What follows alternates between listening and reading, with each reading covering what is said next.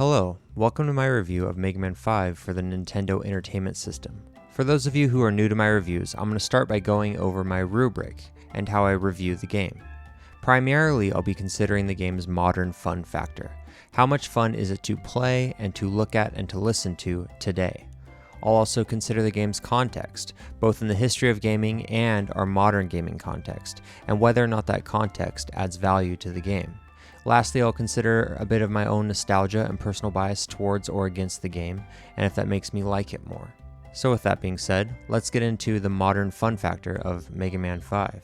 The controls of Mega Man 5 are very similar to the controls of the previous Mega Man games. Mega Man doesn't accelerate when you move him forward, he runs at a steady speed and his jump is basically static, but he can short hop. His movement feels much more simple and grounded than a character like, say, Mario in Mario 3. He can briefly slide, sacrificing some speed for control, and he can hold down his basic blaster attack to charge it up and release a more powerful blast. There is a little bit of skill required in properly using this charged blast, because it's less effective if you release it too early. Like in Mega Man 4, these simple elements come together as more than the sum of their parts and become something truly iconic. Here it hits me harder than ever that Capcom added more variety and depth and options for the players with just 2 buttons and a D-pad than many modern game designers can do with 6 more buttons and 2 joysticks. It's very easy to understand everything that Mega Man is capable of in this game, but there's a lot of skill in mastering each of these abilities and using them appropriately. They're also very flexible skills, and they give you options in how you want to approach enemies and challenges in the levels. One minor disappointment comes up here though, is that the charge shot is significantly more powerful here. I wouldn't say it ruins the game, but it does make the game a little bit less balanced and less difficult than previous Mega Man games. I didn't mind it, and it led me to primarily use the charge shot, but many people do complain about that. Now, as we get deeper into the modern fun factor, I thought it'd be good to say that throughout this review, I'm going to try to review Mega Man 5 on its own merit. But I really can't help but make callback comparisons to previous games, especially 3 and 4, because I just reviewed them. I'll mention them when it's appropriate, but I'll also try to consider this game on its own merit. I think it's fair to consider 3 and 4 while playing Mega Man 5, because they are readily available in the same compilation packages. I'll also say that there are spoilers ahead. I will be talking about the entire story of Mega Man 5 for those of you who want to play the game without any exposure to the story. The game's intro is pretty good. I like how it creates a clear mystery. Why is Protoman evil? Why is he kidnapping Dr. Wily? I also really like how the scarf is used a couple times to add this visually striking introduction screen. It doesn't have any super slick animations or great songs to it, so it's not as memorable maybe as the intros that have come before, but it sets up a great premise for the game, and I was really intrigued to figure out why Protoman had suddenly become so evil. Primarily, the combat in Mega Man 5 consists of fighting lower level enemies, and it's the same with many other platformer or shooter platforming games on this Nintendo Entertainment System. Visually speaking, there are some cool looking lower level enemies here, like the giant chickens and the new takes on the classic Met bots. Some of them are riding in things and other ones explode into tiny little Mets when you shoot them. As a series, Mega Man traditionally does a good job at throwing visually striking enemies at you, and there are a few enemies here that fit in with that tradition. But unfortunately overall, the lower level enemies here in Mega Man 5 are pretty uninspired. There are some really plain looking enemies. There are enemies that seem to be in some sort of shell and have eyes that behave like the bats from the previous Mega Man games, but are far less interesting to look at. There are enemies that look like knockoff ASSTs from the Star Wars movies. There's a lot of generic turret style enemies. There are these very strange flying enemies that just look like streetlights or something. And there is this really weird dollar store looking Guts Man that shows up multiple times throughout the game. There's a tiger that shows up and it just looks like a regular tiger, which is a bummer when you consider that Mega Man 2 had a really cool looking tiger. And they even took this generic looking tiger and just reskinned it for a later portion of the game. None of the lower level enemies in this game are outright awful in their visual design, and it's still a lot better than what you could see in other games on the NES, but it's much less inspired than what we've gotten up to this point in the Mega Man series. There just aren't a lot of enemies in this game that really stand out visually. Now moving on to the visual design of the stages, I'd say that here they're a mixed bag. About half the levels are just generic looking 8-bit levels, particularly Napalm Man's level, which has a war jungle design that looks straight out of a Contra game. There's even some generic military tanks in the background during the boss fight. Nothing is really bad here, it's just generic. Crystal Man's level is the one that I'd say is outright bad. It's just really ugly, and the colors and the design of the crystals even make it hard to see at points. I'd say Charge Man has a good visual aesthetic to the level. The way you fight your way up a train is really cool, and it's kind of fun seeing the giant chickens riding on a train. Wave Man's level is relatively generic until you get to the jet ski. I thought this was great. It was a lot of fun playing something different, and Mega Man looks really cool on a jet ski. This level also has the best mid-boss of the game. There's a giant octopus monster that looks really cool coming up out of the water. Visually, it's really cool, and it's a really fun fight, but it also reminded me that in Mega Man 4 we fought a giant whale, a giant snail, and a giant hippo. I love the giant octopus, but I did want more in this game. The best of the Robot Masters levels is Gravity Man's level. The art design here is really cool. They use arrows to tell you which way the gravity is going to change. And it has an overall really cool aesthetic. There's a lot of movement and pulsing lights and electrified magnets. It's also just really fun and striking to see Mega Man jumping and sliding and running from the roof of the level. The music is also pretty good in Gravity Man's level. Unfortunately, pretty good is about all I can say for any of the music in Mega Man 5. When I play through these games, I make notes in a notebook, and I usually write notes about 3 to 5 standout tracks in each game. But this was the only standout track in this game for me. None of the music in Mega Man 5 is really bad. None of it is grating or annoying, but also none of it's ambitious, and none of it is extremely catchy or fun. I would almost rather it have been bad than boring, and the music in Mega Man 5 just ultimately felt pretty boring to me. I'd say overall, Mega Man 5's soundtrack is a fine soundtrack. In the general scheme of the Nintendo Entertainment System, it'd probably sit better than average, and I'd say in the Mega Man series, it's better than the music in Mega Man 1. But again, you can't really experience this game in a vacuum, and Mega Man 2, 3, and 4 have much better music. It also doesn't play the traditional jingle when you pick a Robot Master, but instead just plays something that's kind of boring and uninspired. Now, mentioning picking Robot Masters and going back to the art and visual design of the game, I'll say the Robot Masters in this game overall look pretty good. I doubt anyone is particularly nostalgic over Stone Man, Star Man, Crystal Man, or Gyro Man, but they're more boring than bad, and Stone Man has a great crumbling animation. Napalm Man is weird but really cool looking. Wave Man has a cool King of the Sea look to him, and Charge Man is cute and has this Thomas the Tank Engine design. I really wish Charge Man got his own spin-off game. I think that'd be pretty fun. Gravity Man, while not particularly striking visually, has a really cool boss fight because he flips up and down. Now, if you're thinking a Robot Master fight where the stage flips up and down would be a cool and fun gameplay moment, you're right. The fight against Gravity Man is possibly the best Robot Master fight I've experienced so far in the series. It's really disorienting at first, but then you get the hang of it, and you realize you need to time each of your blasts just right when the gravity flips on the stage. It's really cool and really unique. When describing the modern fun factor of a video game, I do really stress that visual and audio are really important to the experience the game creates for the player. And I'm trying to paint a picture that Mega Man 5's audio and visual presentation are overall not terrible or bad. It's just uninspired and not particularly memorable. There are a couple standout moments that I really liked and really appreciated, but it definitely doesn't stack up to the rest of the games in the franchise. Now, moving on to the gameplay, I'll say overall it's pretty good. I mentioned before that the charged up blaster is a little overpowered in Mega Man 5, so I wound up ditching a strategy guide and just trying to use the blaster on each of the bosses. With Gravity Man being the best boss, each of the Robot Masters feels fun and exciting. Most of these boss fights have something that makes them feel unique and fun to fight. Gyro Man has clouds above his fighting arena that he can hide in. Charge Man lives up to his name and just repeatedly charges Mega Man in a really challenging and interesting way.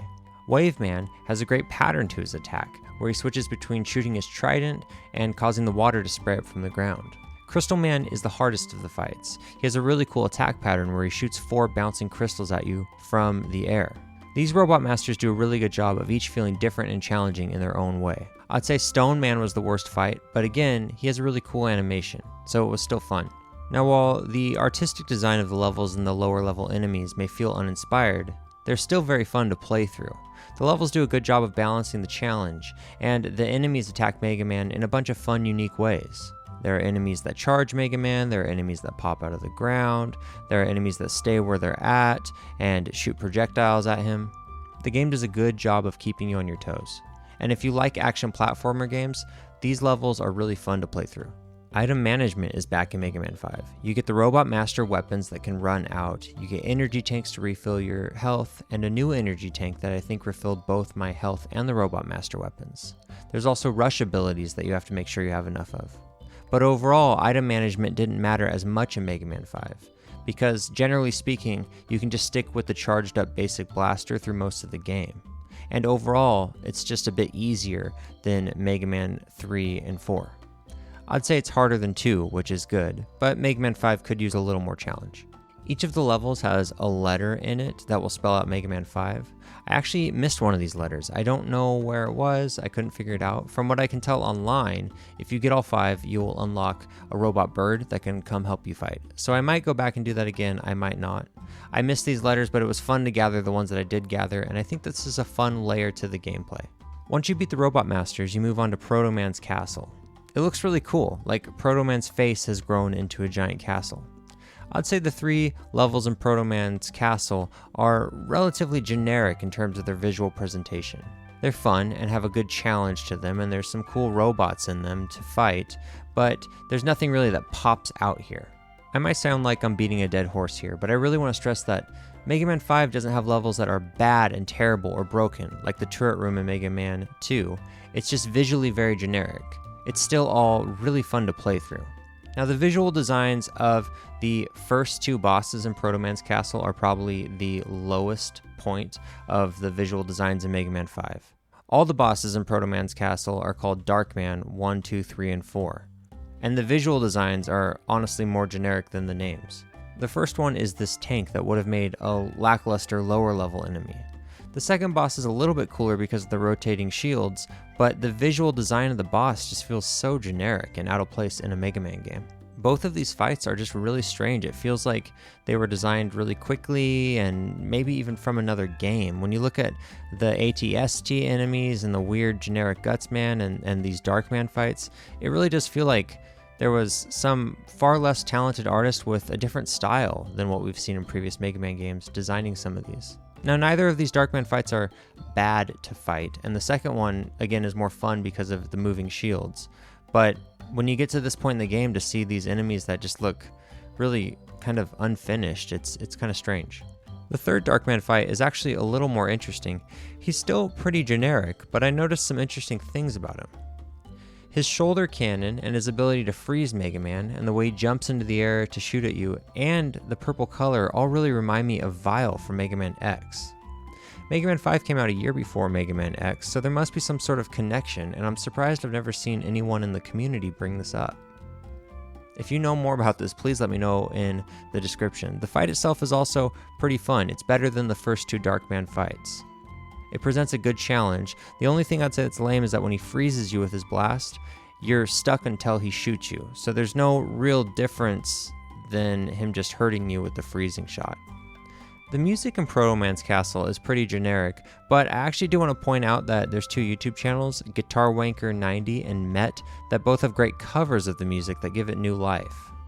While I was playing through the game, I really didn't get much from the music, but now I feel like if they had a different approach to the production of the music, we would have gotten something more interesting in Mega Man 5's soundtrack, because like the notes and composition itself is not bad. Castle Protoman's final stage is hands down the best, and it's really a highlight for the whole game. You are in the castle and you have to strategically shoot blocks that make the castle fall down around you in a way that makes it possible for you to get to the top without being crushed. It's not particularly challenging, but it is fun and unique. When you reach the top, you see Protoman, and surprise, spoilers here, the real Protoman shows up and saves you, and this Protoman is another one of the Darkman fights. It's another very generic art design, but it is a fun fight. I'd say overall Darkman 2, 3, and 4 are visually very generic looking, but still fun to fight. Darkman 1 overall, I really could take it or leave it. Once you defeat Darkman 4, it's revealed that, surprise and spoilers, Wily was behind the fake Protoman all along. I like how Protoman is here as your mysterious helper, But I feel like now having 2 games in a row where Wily is the surprise villain is just a little lame. It really would have saved narrative energy and been less disappointing to just have Wily be the bad guy all along. So once it's revealed that Protoman is not the true villain and Wily was behind it all along, it's time for Mega Man to move on to Wily's castle. You gotta go down. The first of the Wily levels is a lot like the Protoman levels, and I feel like I'm coming down really hard on this game, so I want to stress again that none of these levels are outright bad. It's just that visually and with the music, they're really uninspired. Fun enough to play through, but there's definitely better levels in this Mega Man game and in other Mega Man games. So I'd say Wily 1 is not the best level at all. The boss fight is okay. He has a somewhat interesting mechanic in that he shoots part of his body at you and you have to jump on it to get up to shoot at his head, but visually it's a very boring design. Wily 2 is better. There's some really fun, tricky underwater moments that are kind of cool, and the platforming is challenging and a fun, good late level moment in the game. The boss is also really cool.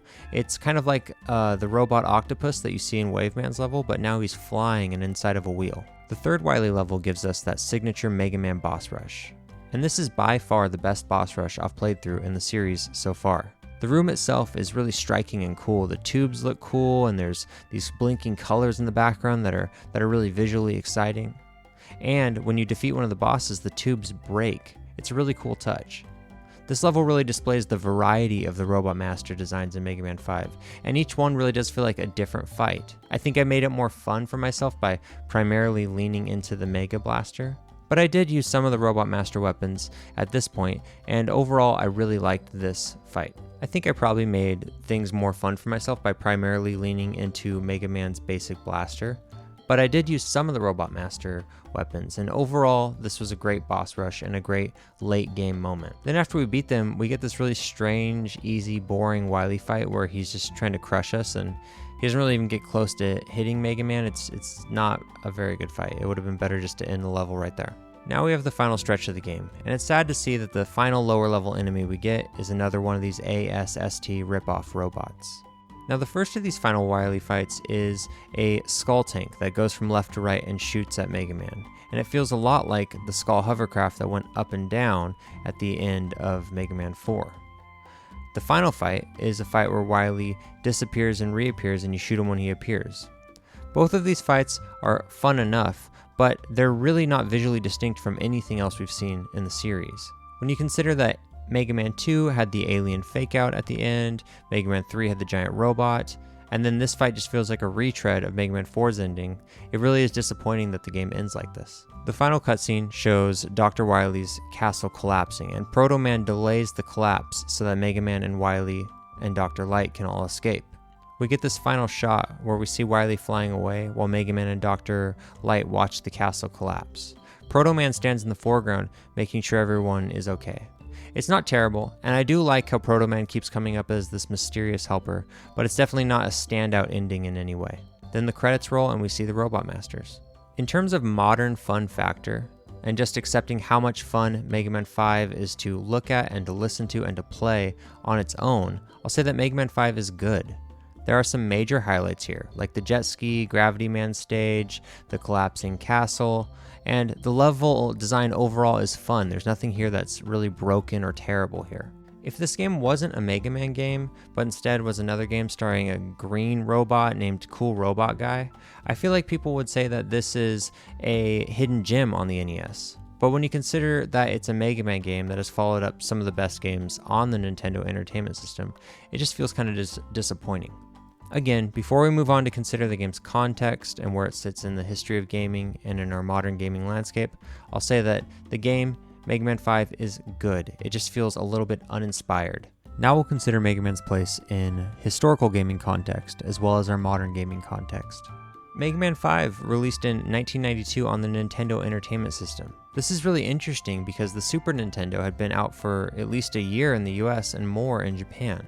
And at this point, we were only a year away from Mega Man X completely reinventing the Mega Man franchise.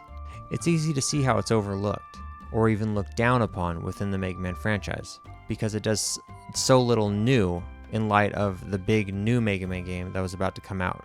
I was really hoping that this was some sort of hidden gem Mega Man game and that I could release a review that would show the world that Mega Man 5 is this game that people have slept on. But the truth is that it's not really that much of a hidden gem within the Mega Man franchise. Though again, I'll reassert that if it wasn't a Mega Man game, I think people would like it a lot more. It's also worth mentioning that Mega Man Upon a Star, the Mega Man anime series, which is very short and has only 3 episodes, came out and featured the Mega Man 5 characters. It even has a character in the anime playing the Mega Man 5 Nintendo Entertainment System game with a top loader system. It's very cool and kind of gives me a nostalgic buzz for this game that I wouldn't have otherwise because I don't really have any nostalgia for this game. In our modern gaming world, it seems that Mega Man 5 is just generally overlooked and not considered one of the better games in the franchise, which gives me a bit of mixed feelings. I feel the same. I feel like in many ways Mega Man 5 does earn the reputation of being kind of a more generic, wasted opportunity for the franchise, but it is a fun game. I did have fun playing it. And so with all that being said, I'm going to give Mega Man 5 an 8 out of 10. If you like Mega Man, I don't think you'll hate this game. I actually think you'll like it if you can just kind of try to have as open of a mind as possible. There's a lot of fun, cool things in this game, like the giant chicken robot, the Dark Man that definitely looks like Vile from Mega Man X, the cool collapsing castle, the jet ski. There's fun moments in this game, and overall the design is fun, and it's not broken. The batch of robot masters that we get here is fun to fight, even though maybe none of them are as memorable as what we've seen before. None of the music is annoying or abrasive, it's just a little generic, and generic is fine. I can imagine that back in 1992, back when there were still video game rental stores, there are people who rented Mega Man 5 and really had a great weekend playing it. And really that's how I feel. It was on the compilation that I got, and I'm glad it was there, and I'm glad I played it. It was a lot of fun. In the broader context of the Mega Man series, it definitely falls short of what Mega Man 2, 3, and 4 accomplished, but it's still a lot of fun. So that's it. I'll say 8 out of 10 for Mega Man 5. Thank you so much for watching. I also want to say thanks to those of you who have posted gameplay of Mega Man 5 on YouTube. I do not have a capture card for my Nintendo Switch, so I borrowed a little bit of YouTube footage, and there are links in the description to that footage.